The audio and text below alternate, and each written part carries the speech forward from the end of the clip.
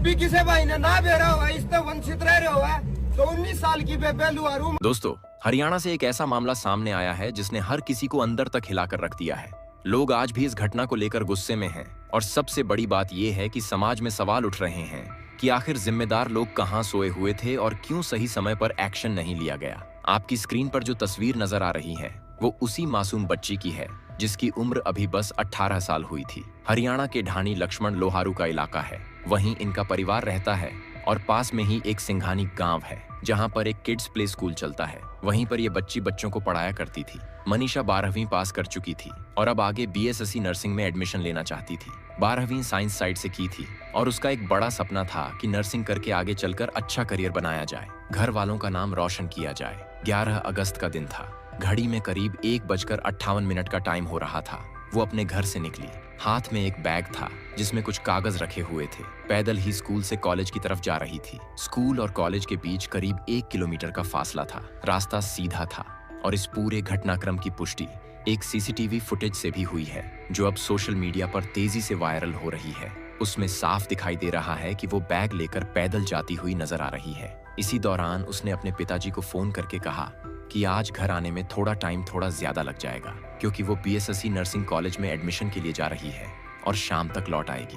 पिताजी निश्चिंत हो गए क्योंकि उन्हें लगा कि बेटी तो रोज स्कूल जाती है, आज कॉलेज गई है तो थोड़ी देर से आएगी लेकिन शाम तक लौट आएगी। लेकिन किसे पता था कि यही आखिरी बार था जब उसकी आवाज पिताजी ने सुनी थी। शाम तक जब वो घर नहीं लौटी तो घर वालों ने उन्हें कॉल करना शुरू कर दिया। जब शाम तक उसका कोई फोन कॉल रिसीव नहीं हुआ तो चिंता बढ़ गई। शाम करीब 6:26 पर मनीषा के फोन से उसके पिताजी के पास कॉल आया, लेकिन पिताजी उस वक्त फोन उठा नहीं पाए। उन्होंने तुरंत वापस कॉल किया लेकिन फोन स्विच ऑफ मिला। इसके बाद परिवार और भी ज्यादा परेशान हो गया।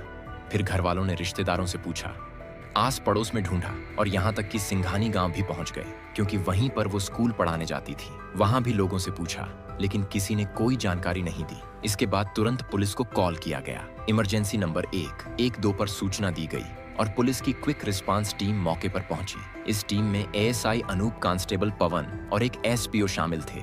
इन्होंने बच्ची के पिताजी को गाड़ी में बैठाकर सीधे आइडियल कॉलेज की तरफ ले जाया गया, लेकिन वहां का नजारा चौंकाने वाला था। कॉलेज के बाहर 2-3 आदमी बैठे थे और शराब पी रहे थे। पुलिस और पिताजी ने उनसे पूछताछ की तो उन्होंने कहा कि यहाँ कोई लड़की नहीं आई, जबकि परिवार का आरोप है कि बच्ची तो यहीं तक आई थी। पुलिस ने कॉलेज के कर्मचारियों से भी पूछताछ की लेकिन कोई संतोषजनक जवाब नहीं मिला। जब CCTV फुटेज दिखाने की मांग की गई तो पुलिस और कॉलेज प्रशासन ने कहा कि दफ्तर बंद हो चुका है, आप कल सुबह आना तब फुटेज दिखा देंगे। जबकि हकीकत ये है कि अगर उसी वक्त फुटेज दिखाई जाती तो साफ हो जाता कि वो बच्ची कॉलेज तक पहुंची थी या नहीं। लेकिन पुलिस ने भी इस केस में तब तक कोई खास गंभीरता नहीं दिखाई और मामले को ऐसे ही टाल दिया। घर वाले परेशान होकर बार बार पुलिस से कह रहे थे कि FIR दर्ज की जाए, लेकिन पुलिस ने उस वक्त भी कोई मामला दर्ज नहीं किया, बल्कि परिवार को टाल दिया गया और कहा गया कि लड़की खुद लौट आएगी या कहीं चली गई होगी। इस गैर जिम्मेदार रवैये ने परिवार का गुस्सा और बढ़ा दिया। 11 अगस्त को गुम होने के बाद पूरे दिन भर परिवार चक्कर काटता रहा, लेकिन कहीं से भी कोई मदद नहीं मिली। अगले दिन 12 अगस्त को शाम 7 बजे के करीब जाकर FIR दर्ज की गई, जबकि अगर पुलिस चाहती तो उसी दिन यानी 11 अगस्त को ही कार्रवाई शुरू कर सकती थी। इसी वजह से आज हर कोई पूछ रहा है कि आखिर पुलिस ने इतने अहम केस में लापरवाही क्यों दिखाई। बाद में सामने आया कि पुलिस की तरफ से जो जिम्मेदार अधिकारी थे उनमें महिला SI शकुंतला और SHO अशोक का नाम भी जुड़ा हुआ है, जिन पर आरोप है कि उन्होंने परिवार की शिकायत को गंभीरता से नहीं लिया। इसी वजह से पुलिस विभाग ने बाद में इन अधिकारियों को सस्पेंड किया और जिले के SP का तबादला भी करना पड़ा। लेकिन जब तक ये कार्रवाई हुई तब तक देर हो चुकी थी। परिवार का दर्द बढ़ चुका था और पूरा इलाका गुस्से से भर चुका था।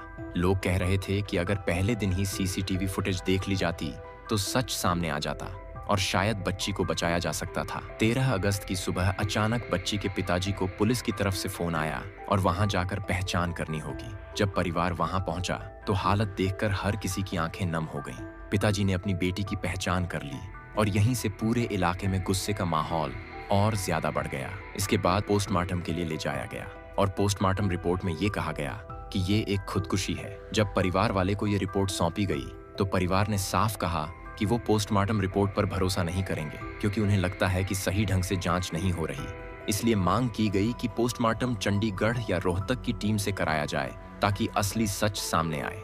इधर समाज के लोग भी परिवार के साथ खड़े हो गए और सिंघानी बस अड्डे पर धरना प्रदर्शन शुरू कर दिया गया। बड़ी संख्या में लोग जमा हो गए और सबने आवाज उठाई कि इस मामले में सख्त से सख्त कदम उठाए जाएं। लेकिन दोस्तों, यहाँ सबसे बड़ा सवाल ये है कि आखिर हमारी पुलिस और प्रशासन इतने गैर जिम्मेदार क्यों हो गए हैं? जिम्मेदार क्यों? जिस देश में महिला सुरक्षा के बड़े बड़े दावे किए जाते हैं, वहीं पर ऐसी घटनाएं सामने आती हैं और पुलिस शुरू में ही लापरवाही दिखाती है, तो कैसे भरोसा किया जाए? परिवार अब तक बच्ची का अंतिम संस्कार करने से भी मना कर रहा है। उनकी मांग है कि जब तक सही जांच नहीं होगी, उनका कहना है कि जब तक आरोपियों को पकड़कर सख्त कार्रवाई नहीं की जाती और सही रिपोर्ट सामने नहीं आती, तब तक वे पीछे नहीं हटेंगे। पूरा मामला अब हरियाणा की राजनीति और समाज दोनों में बड़ा मुद्दा बन चुका है। लोग सोशल मीडिया पर लगातार आवाज उठा रहे हैं, जगह जगह प्रदर्शन हो रहे हैं और सरकार पर सवाल खड़े किए जा रहे हैं। दोस्तों, सवाल ये भी है कि आखिर हमारी शिक्षा व्यवस्था पर भी उंगली क्यों उठ रही है? आज जिस कॉलेज का नाम सामने आया है, वहाँ पढ़ाई से ज्यादा दूसरे काम होते हैं। बड़ी संख्या में स्टूडेंट्स नॉन अटेंडिंग रहते हैं, सिर्फ नाम के लिए एडमिशन लेते हैं, फीस भरते हैं और बाकी समय कैंपस के आसपास खुलेआम गैर जिम्मेदार हरकतें करते रहते हैं। माता पिता को भी चाहिए कि ऐसे कॉलेजों की समय समय पर जांच करें और देखें कि उनके बच्चे किस माहौल में पढ़ाई कर रहे हैं। अगर समय रहते सख्ती बरती जाती तो शायद हालात इतने खराब ना होते। दोस्तों, कहानी यहीं पर खत्म नहीं होती, बल्कि असली सवाल यहीं से शुरू होता है। 11 अगस्त की दोपहर से लेकर 12 अगस्त की रात तक का समय सबसे ज्यादा अहम था, लेकिन इस दौरान जिम्मेदार लोगों ने जो रवैया अपनाया, उसने हालात और खराब कर दिए। परिवार की तरफ से बार बार कहा गया कि बेटी घर नहीं लौटी है, उसकी लोकेशन का कुछ पता नहीं चल रहा है, फोन बंद आ रहा है, लेकिन पुलिस वाले कहते रहे कि हो सकता है वो कहीं चली गई हो। दोस्तों, सोचने वाली बात यह है कि अगर कोई बच्ची घर से निकले और शाम तक न लौटे तो घर वाले बेवजह परेशान नहीं होंगे, लेकिन फिर भी पुलिस ने इसको हल्के में लिया और यही सबसे बड़ी गलती साबित हुई। गांव में चर्चा होने लगी, लोग इकट्ठा होने लगे। हर कोई कह रहा था कि अगर उसी दिन फुटेज देख ली जाती तो बात साफ हो जाती, लेकिन न जाने क्यों कॉलेज प्रशासन और पुलिस ने मिलकर टाल मटोल किया। सीसीटीवी फुटेज दिखाने में 5 दिन का समय लगा, जबकि ये काम 5 मिनट में हो सकता था। अगर फुटेज उसी दिन दिखाई जाती तो परिवार को भरोसा हो जाता कि बेटी कॉलेज तक पहुंची थी या नहीं, लेकिन पुलिस ने परिवार को यही कहकर शांत कराया कि आप घर जाइए, बच्ची खुद लौट आएगी। 12 अगस्त को भी पूरा दिन परिवार परेशान रहा, अलग अलग जगह जाकर ढूंढते रहे, थाने के चक्कर काटते रहे, लेकिन हर जगह से सिर्फ यही जवाब मिला कि लड़की खुद आ जाएगी, किसी दोस्त के साथ होगी या कहीं गई होगी। अब आप सोचिए कि एक मासूम बच्ची घर से निकले शाम तक न लौटे और पुलिस इस तरह का जवाब दे तो परिवार का गुस्सा कितना बढ़ेगा। शाम को जब आखिरकार एफआईआर दर्ज हुई, तब तक काफी देर हो चुकी थी। पूरे 24 घंटे गुजर चुके थे और इतनी देर में कोई भी घटना हो सकती थी, लेकिन पुलिस ने जैसे इस केस को गंभीरता से लेना ही जरूरी नहीं समझा। शायद यही वजह है कि बाद में 112 की टीम को सस्पेंड किया गया और थाना प्रभारी को भी हटाना पड़ा। 13 अगस्त की सुबह जब परिवार को फोन आया मिली है, तो उनके पैरों तले जमीन खिसक गई। सब कुछ खत्म सा लगने लगा, लेकिन परिवार ने हार नहीं मानी। उन्होंने साफ कहा कि अब इस पूरे मामले की जांच निष्पक्ष तरीके से होगी और अगर जरूरत पड़ी तो वो सरकार और कोर्ट तक जाएंगे। गांव में माहौल बिल्कुल बदल चुका था, लोग बड़ी संख्या में इकट्ठा होने लगे। हर तरफ यही चर्चा थी कि आखिर हमारी बेटियां कब सुरक्षित होंगी। लोग कह रहे थे कि अगर जिम्मेदार समय पर जाग जाते तो शायद हालात ऐसे ना होते, लेकिन अब देर हो चुकी थी। सिंघानी बस अड्डे पर परिवार ने धरना शुरू कर दिया। भीड़ जुटने लगी और वहां से आवाज उठी कि पुलिस प्रशासन का रवैया पूरी तरह से गलत है। धरना प्रदर्शन धीरे धीरे बड़ा होने लगा और आसपास के गांवों से भी लोग समर्थन में पहुंचने लगे। हर कोई यही कह रहा था कि अब इस मामले में सख्त कदम उठाने ही पड़ेंगे। इस बीच कॉलेज की भी पोल खुलने लगी। लोग कहने लगे कि इस कॉलेज में नॉन अटेंडिंग स्टूडेंट्स की भरमार है, जो सिर्फ नाम के लिए एडमिशन लेते हैं और कैंपस में या उसके आसपास गलत कामों में लगे रहते हैं। टीचर्स भी गंभीरता से नहीं लेते और प्रबंधन सिर्फ फीस कमाने में लगा रहता है। ऐसे कॉलेज समाज में गंदगी फैलाने का काम कर रहे हैं। परिवार की तरफ से ये भी आरोप लगाया गया कि पुलिस अगर चाहती तो 12 अगस्त को ही बच्ची को ढूंढ सकती थी, लेकिन लापरवाही की वजह से सब हाथ से निकल गया। यही वजह है कि अब परिवार किसी भी रिपोर्ट पर भरोसा नहीं कर रहा और बार बार मांग कर रहा है कि जांच चंडीगढ़ या रोहतक की टीम से कराई जाए। इस पूरे मामले ने हरियाणा पुलिस पर सवाल खड़े कर दिए हैं। लोग कह रहे हैं कि महिला सुरक्षा के नाम पर बड़े बड़े विज्ञापन दिए जाते हैं, अखबारों में फोटो छपवाए जाते हैं, लेकिन जब असली घटना सामने आती है तो पुलिस का रवैया बिल्कुल ढीला क्यों हो जाता है। सरकार दावे तो बड़े करती है, लेकिन जमीनी सच्चाई कुछ और ही है। इस दौरान गांव में माहौल बहुत तनावपूर्ण हो गया। लोग नाराज थे और हर कोई प्रशासन पर सवाल उठा रहा था। परिवार ने साफ कहा कि जब तक उनकी मांगें पूरी नहीं होंगी, वे अंतिम संस्कार नहीं करेंगे। पोस्टमार्टम रिपोर्ट आने के बाद भी परिवार को भरोसा नहीं हुआ, क्योंकि रिपोर्ट में साफ साफ कुछ नहीं लिखा था कि असल में हुआ क्या था। समाज के अलग अलग वर्ग भी इस मुद्दे पर सामने आने लगे। स्वतंत्र समाज सेवियों ने कहा कि अब इस मामले को दबाने की कोशिश नहीं होनी चाहिए, क्योंकि अगर आज आवाज नहीं उठेगी तो कल फिर कोई और परिवार इसी दर्द से गुजरेगा। लोगों ने कहा कि ये सिर्फ एक परिवार का मामला नहीं है, बल्कि पूरे समाज का सवाल है, क्योंकि आज अगर एक बच्ची के साथ ऐसा हो सकता है तो कल किसी और के साथ भी हो सकता है। धरने की वजह से ट्रैफिक रुकने लगा, पुलिस बल तैनात करना पड़ा, लेकिन भीड़ को काबू करना आसान नहीं था। लोग गुस्से में थे और साफ कह रहे थे कि जब तक जिम्मेदार अधिकारियों पर कार्रवाई नहीं होगी और आरोपियों को पकड़ा नहीं जाएगा, तब तक धरना खत्म नहीं होगा। गांव के बुजुर्ग भी आगे आए और बोले कि हमारी बेटियां अब कैसे सुरक्षित महसूस करेंगी। अगर घर से कॉलेज तक जाने पर भी भरोसा न हो तो ये समाज किस दिशा में जा रहा है। माता पिता भी डरने लगे। हर कोई अपनी बेटी को लेकर चिंता में था। सोशल मीडिया पर भी ये मामला छा गया। लोग फेसबुक, इंस्टाग्राम और ट्विटर पर लगातार पोस्ट डाल रहे थे, हरियाणा सरकार को टैग कर रहे थे और मांग कर रहे थे कि बच्ची को इंसाफ दिलाया जाए। हैशटैग ट्रेंड करने लगे और हर कोई अपनी तरफ से इस केस को आगे बढ़ाने की कोशिश करने लगा। राजनीतिक पार्टियां भी इस पर कूद पड़ी। विपक्ष ने सरकार पर निशाना साधना शुरू कर दिया।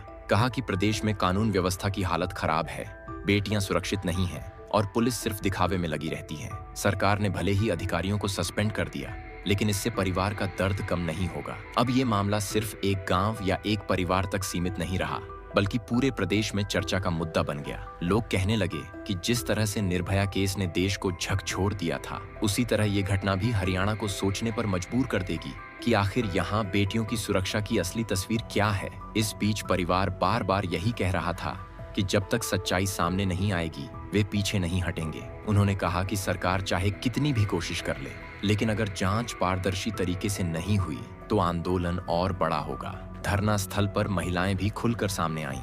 उन्होंने कहा कि अगर आज इस बच्ची को इंसाफ नहीं मिला तो कल हमारी बेटियां भी सुरक्षित नहीं रहेंगी। महिलाएं रोते हुए प्रशासन से सवाल पूछ रही थीं कि आखिर जिम्मेदार लोग कार्रवाई क्यों नहीं कर रहे हैं। सरकार और पुलिस सिर्फ बयानबाजी में लगी है, लेकिन असली काम कोई नहीं कर रहा। धरने की वजह से आसपास का माहौल पूरी तरह बदल चुका था। बाजार बंद हो गए। दुकानदारों ने भी समर्थन किया, क्योंकि हर कोई इस दर्द को समझ रहा था। बुजुर्ग कह रहे थे कि उन्होंने अपनी जिंदगी में ऐसे हालात कम ही देखे हैं, जब पूरा गांव और इलाके के लोग एक साथ मिलकर इंसाफ की मांग कर रहे हों। पुलिस की ओर से एक बार फिर भरोसा दिया गया कि आरोपियों की तलाश जारी है, लेकिन लोग अब इन भरोसों पर विश्वास करने को तैयार नहीं थे। भीड़ बार बार यही नारा लगा रही थी कि दोषियों को सख्त से सख्त सजा दी जानी चाहिए, ताकि आगे कोई भी ऐसी हरकत करने से पहले 100 बार सोचे। सोशल मीडिया पर लगातार नए वीडियो वायरल हो रहे थे। लोग धरने की तस्वीरें शेयर कर रहे थे और सरकार पर सवाल उठा रहे थे। हरियाणा ही नहीं, बल्कि दूसरे राज्यों से भी लोग इस मुद्दे को सपोर्ट करने लगे। हर कोई यही लिख रहा था कि अगर इस मामले में इंसाफ नहीं मिला तो समाज का भरोसा पूरी तरह टूट जाएगा। दोस्तों, सबसे ज्यादा हैरान करने वाली बात यह है कि इस केस में कई जगह पुलिस की लापरवाही सामने आई है। जिस दिन बच्ची घर नहीं लौटी, उस दिन अगर तुरंत कार्रवाई होती तो शायद हालात अलग होते, लेकिन जिम्मेदारों ने समय गंवा दिया और उसी का नतीजा ये हुआ कि बाद में बड़ी समस्या खड़ी हो गई। इस बीच कई नेताओं ने भी धरने का दौरा किया, परिवार से मुलाकात की और समर्थन जताया, लेकिन लोगों का कहना था कि उन्हें सिर्फ आश्वासन नहीं चाहिए, बल्कि असली कार्रवाई चाहिए। नेता चाहे किसी भी पार्टी के हों, लोग साफ बोल रहे थे कि अगर बेटियों की सुरक्षा का मुद्दा राजनीति का साधन बना तो जनता इसे कभी माफ नहीं करेगी। परिवार बार बार यही दोहरा रहा था कि उनकी बच्ची के साथ जो हुआ उसने उनके पूरे घर को तबाह कर दिया, लेकिन अब वे किसी कीमत पर पीछे नहीं हटेंगे। उन्होंने कहा कि ये सिर्फ उनकी बच्ची का मामला नहीं है, बल्कि हर उस परिवार का मामला है जिनके घर में बेटियां हैं।